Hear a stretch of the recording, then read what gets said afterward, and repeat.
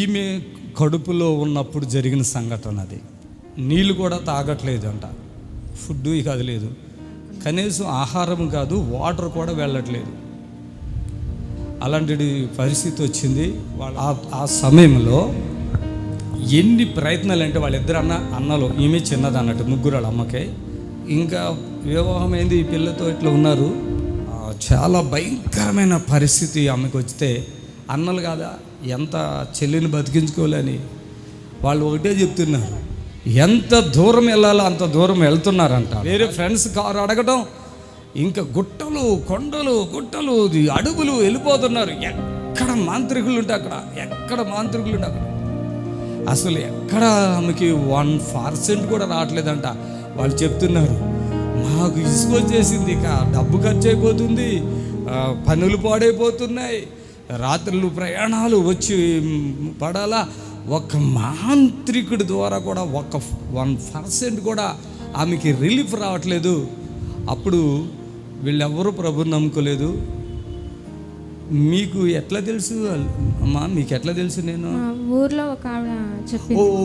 అదే కాళ్ళు పడిపోయింది మణమ్మ, ఆమె ఈడ్చుకుంటూ వచ్చింది, దేవుడు స్వస్థపరిచాడు. ఓకే, ఒక పక్షపాతంతో ఒక ముసలావిడ వచ్చింది, ఆవిడ బిడ్డ ఎక్కడికి పోకు, పలానా దైవజనుడు వెళ్ళు, అక్కడ మంచిగా అయిపోతావు అని చెప్తే ఇక ఇక్కడికి వచ్చారు. యేసు ప్రభు వారు అద్భుతం చేసింది ఏంటంటే, ఒక్క క్షణంలో నేను అసలు ఎలా భోంచేయంటే అక్కడే ప్రార్థన చేశాను.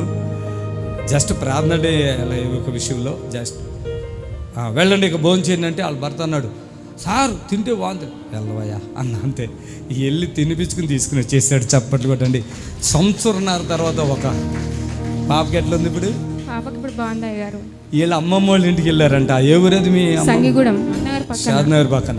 ఇప్పుడు ఈ పాప ఉంది కదా, ఈ పాప మొన్న ఆది సాక్ష్యం చెప్పు. మండే నుంచి అయితే సండే రోజు అమ్మమ్మ వాళ్ళ ఊరికి వెళ్ళినాము.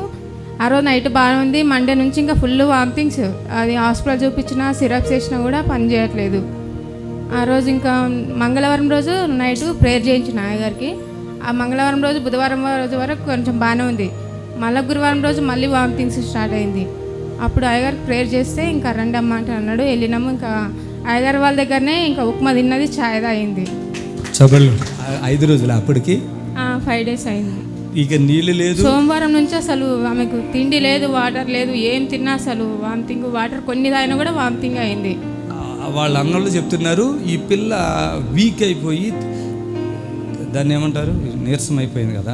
నీరసం అయిపోయింది అయ్యగారు, మొత్తం ఇట్లా పడుకొనే ఉంటుంది. ఇంకా మేము తిందామంటే కూడా మమ్మల్ని కూడా తినొద్దు అని అంటుంది. అయ్యగారి దగ్గరికి వెళ్తేనే తగ్గుతుందని. నిన్ను కూడా తినొద్దు అంటుంది కదా. నన్ను కూడా తినొద్దని అంటుంది అయ్యగారు. అన్నం నువ్వు తినొద్దు, నేను తినను అంటే ఈమెకి పెడుతుంటేనేమో వామిటింగ్ చేస్తున్నా. ఆ తల్లిని కూడా నువ్వు తినొద్దు అని ఉంటుంది అంట. భోజనం ఇక నిద్ర పిల్లకి అంటే ఫుల్ నిద్ర, ఇట్లా కళ్ళు సరిగా ముయ్యకుండా పడుకుంటుంది. ఇంకా అలాగే కార్లో వచ్చేసారు. నేను వద్దు అనుకున్నా కానీ వాళ్ళు వచ్చేసారు. సర్లే రాని అని చెప్పిన.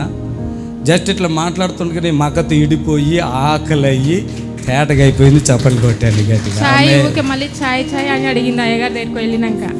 ఛాయ్ తాగింది 2 సార్లు, ఉప్మా తిన్నది. ఉప్మా 2 సార్లు ఉందా? 2 సార్లు ఛాయ్ తాగింది అయ్యగారు. 2 సార్లు ఛాయ్. దేవునికి మహిమ. చప్పట్లు కొట్టాను గట్టిగా. మరి ఎంత పట్టుకో, ఎంత దేవుని కృప. ఈ బిట్ అంటే వీళ్ళకి అర్థమైపోయింది. ఇప్పుడు నీకు అప్పుడు చేసింది ఇప్పుడు ఎంతకాలమైంది? ఇప్పుడు 3 years రన్నింగ్ అవుతుంది. అంటే వాస్తవంగా ఒక కట్టి పుల్లలాగా ఉంది ఈ మనిషి. అంటే తిండి లేదు కదా, సన్నగా ఉంది, పిచ్చిగా. కానీ తండ్రి ఎంతో అద్భుతం చేసి బిడ్డని బాగు. అయితే సేమ్ స్పిరిట్ ఈమెకి ఇప్పుడు మొన్న అక్కడ వెళ్ళొచ్చినాక వచ్చింది. వాళ్ళకి అర్థమైంది. ఇంకా దేవుడు అద్భుతం చేశాడు. ఇప్పుడు పుట్టుకున్నాను, అప్పుడు కూడా పట్టుకోలేదు కదా మా ఇంట్లో. ఎంత దూరంలో ఉండగానే ముఖం తెల్లగా కళ్ళు వచ్చేసింది ఆమె.